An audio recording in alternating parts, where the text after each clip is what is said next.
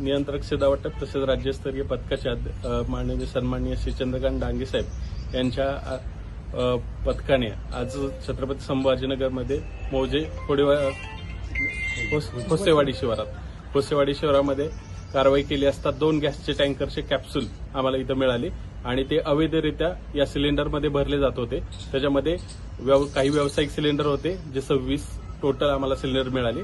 त्यात काही व्यावसायिक, काही घरगुती आणि काही छोटे 5 किलो सिलेंडर होते। तर एकूण मुद्देमालाची टोटल रक्कम जर काढली तर 1,26,00,000च्या अंदाजे जवळपास जाते आणि त्या संदर्भात मध्ये MIDC वाळूज येथे आम्ही गुन्हा दाखल केलेला आहे आणि तसंच पुढील कारवाईसाठी 2 आरोपी पोलिसांच्या ताब्यामध्ये दिलेले आहेत। किती वाजता कारवाई झाली सर? रात्री साधारणतः 10च्या सुमारास ही कारवाई सुरू झालेली आहे आणि किती लोक होते कारवाईला कारवाईला आमचे टोटल 15ची टीम होती।